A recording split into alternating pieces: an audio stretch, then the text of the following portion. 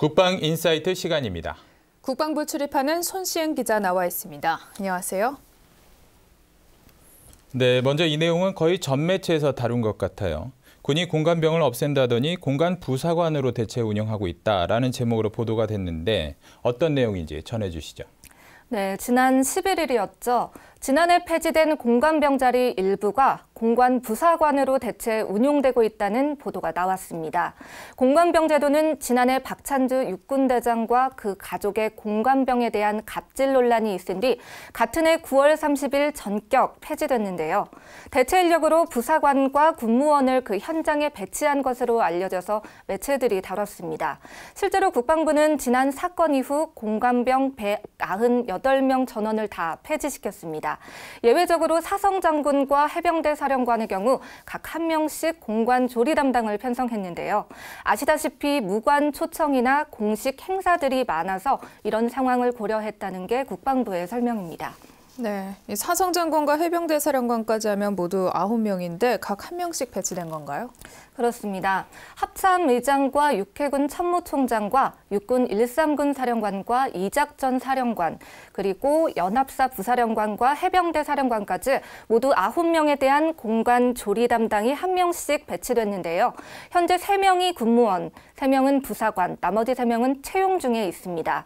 국방부는 일부 공관 조리 담당 인력을 부사관으로 보직한 것은 군무원 채용 선발 시 적합한 인원이 부족한 데에 따른 조치였다며 향후 지속적으로 군무원을 선발해 보직해 나갈 예정이라고 밝혔습니다. 네, 이 공관병 198명을 모두 야전으로 보내고 조리 담당 공석도 장차 모두 군무원으로 채운다면 국방개혁과 같은 맥락 아닙니까? 네, 송영무 국방부 장관은 모든 지휘관 공관에 근무하는 병력을 철수하고 민간 인력으로 대체하라고 지시한 바 있습니다.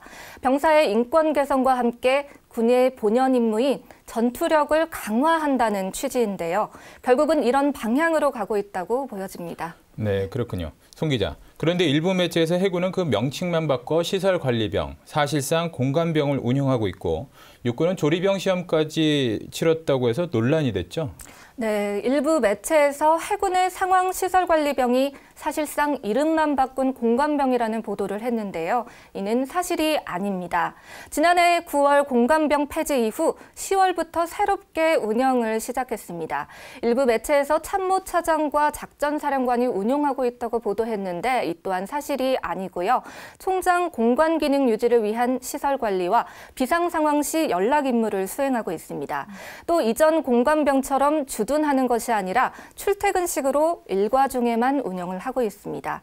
육군의 조리부사관 선발 시 조리시험을 실시한 것은 조리 실력을 확인하기 위한 선발 과정이었다고 설명을 했고요.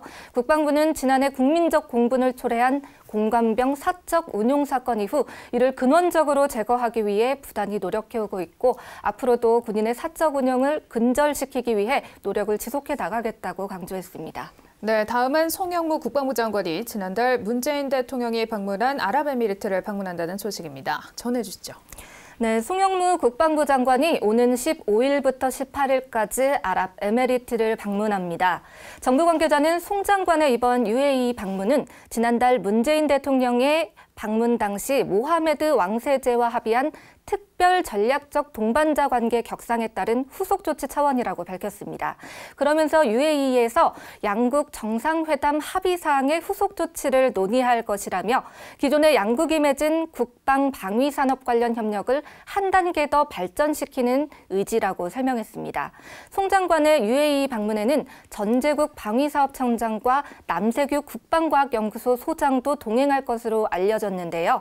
관계자는 송 장관의 요청에 의해 전 청장과 남 소장이 동행하는 것으로 안다면서 UAE 측과 방산 분야 기술 진교류와 방산 협력을 확대하는 연구소 공동 설립 등의 문제가 거론될 가능성이 크다고 전했습니다. 네, 마지막 소식입니다. 얼마 전 F-15K 전투기 추락 사고가 있었습니다. 이후 전 기종의 비행 임무를 중단시키고 단계적으로 재개되고 있다고 하는데요. 송 기자, 사고 조사는 지금 어떻게 진행되고 있나요? 네, 공군은 최근 F-15K 사고 직후 점검 차원에서 전 기종의 비행 임무를 일시적으로 중단시켰습니다. 중단된 비행은 지난 10일부터 공군 참모차장 지휘하에 F-15K를 제외하고 단계적으로 재개되고 있습니다. 지난 5일 사고가 난 F-15K 전투기의 블랙박스는 블랙박스 제작사인 미국 보잉사로 보냈습니다. 전반적인 파손 상태가 심해서 미국 현지 비행 기록 장치 제작사의 수리와 복구를 맡겼다고 밝혔습니다. 공군 관계자는 미국 현지에서 비행 기록 장치의 커넥터 등 연결 부분을 포함한 장치 전반의 수리와 복구가 마무리되면 사고 전후의 비행 기록을 뽑아낼 수 있고 그 기록을 바탕으로 정확한 사고 원인을 규명할 수 있을 것으로 보이는데 이 과정이 3개월 정도 소요될 것이라고 전망했습니다. 이 때문에 독수리 훈련 기간 중 우리군 단독으로 진행되는 소링 이글 훈련은 취소됐고요. 다음 달 진행되는 맥스 썬더 훈련은 지장이 없을 것으로 보이지만 현재로서는 F-15K의 참여 여부는 결정되지 않은 상태입니다. 네. 국방인사이트 지금까지 손시은 기자와 이야기 나눠봤습니다.